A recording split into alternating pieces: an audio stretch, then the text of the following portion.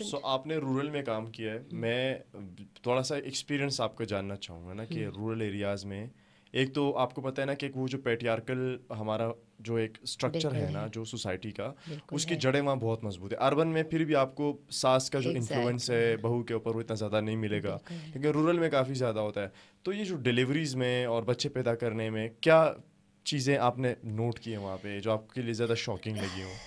دیکھو میں after living in that area for so many years, for more than a decade, I will say I not only feel that sometimes that was a hindrance, but I also feel that sometimes یہ جو آپ کی society کا set up ہوتا ہے rural areas میں, یہ اچھا بھی ہوتا ہے, پازیٹیو بھی لے سکتے ہیں آپ اس کو.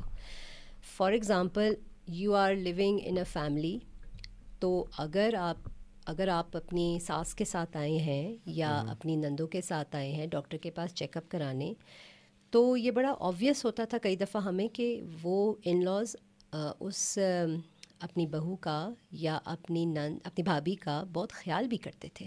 ٹھیک ہے, اگر پیٹریارکل سسٹم ہے تو اس میں ایک feeling of being taken care of بھی تو ہے نا. ٹھیک ہے, عورتوں کو اگر انڈیپینڈنس نہیں زیادہ دی گئی, but they are also looked after. So یہ these are two ends of the spectrum. کہیں پر وہ میں نے بہت اچھی ساسیں بھی دیکھی ہیں جنہوں نے مجھے اپنی بہو کے علاوہ الگ کر کے بولا ہے کہ پیسہ بھی پرابلم نہیں ہے, آپ جس طرح سے ڈلیوری کروانا چاہتی ہیں, بس ہمیں ماں کی صحت اور بچہ بھی ٹھیک چاہیے, لیکن ہمارے لیے ہماری بہو بھی بہت امپورٹنٹ ہے. اور میں خود دیکھتی تھی وہ بڑا خیال بھی کرتی تھیں اس کا, اور آبویس نظر آتا تھا کہ وہ کیئر کر رہی ہیں اس کی. یعنی میں نے ایسی بھی ساسیں دیکھی ہیں کہ وہ بہو لیٹی ہوئی ہے اور وہ اس کو دبا رہی ہیں یا اس کو کھانا کھلا رہی ہیں. I have seen these things with my own eyes.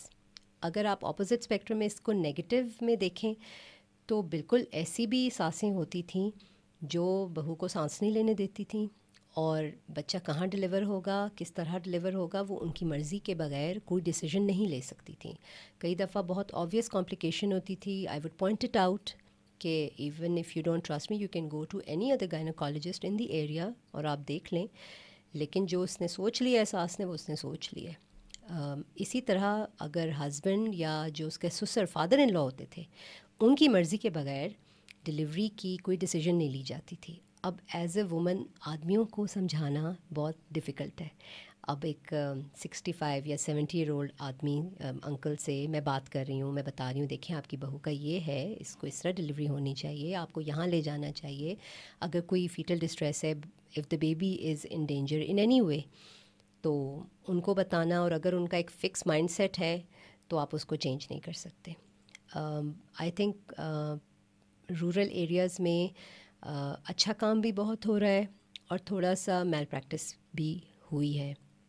I think اب کم ہو گئی ہوگی وتھ ٹائم, لوگوں میں بہت زیادہ اویئرنیس آ گئی تھی, اور جو آنیسٹ ڈاکٹرز ہیں وہ کلیئر کٹ بتا دیتے تھے یہ نارمل ڈلیوری ہوگی یا سیزیرین ہوگا. لیکن وہاں پہ کانسیپٹ اب یہ بن گیا تھا کہ بہت سی گائنیکالوجسٹ آتی ہیں اور سیزیرینس کر دیتے ہیں اور پیسوں کی خاطر.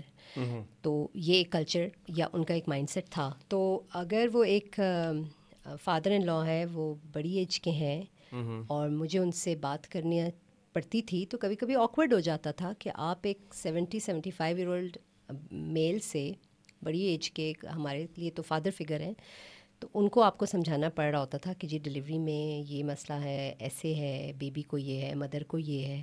اور sometimes they were satisfied, sometimes they were not. ان کا ایک فکس مائنڈ سیٹ ہوتا تھا.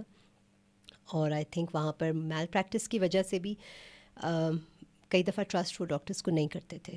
تو it took me a while to build that trust. تو and I am glad that I was able to do it, کہ اگر caesarean ہونا ہے تو میں بتا دیتی تھی ہوگا, لیکن آپ بے شک میرے سے نہ کرائیں, آپ کہیں اور جا کے کرا دیں, آپ کسی اور سے سیکنڈ اوپینین لے لیں. اینڈ اگر نارمل ہونا ہے تو وہ بھی میں بڑا کلیئر بتا دیتی تھی. So and I was always try to avoid caesarean. If there was an option جہاں میں ٹرائل دے سکتی ہوں تو میں ضرور دیتی تھی. آئی تھنک جب آپ کافی سالوں تک اچھی آنیسٹی کے ساتھ, ایمپتھی کے ساتھ پریکٹس کرتے ہیں تو people also start trusting you.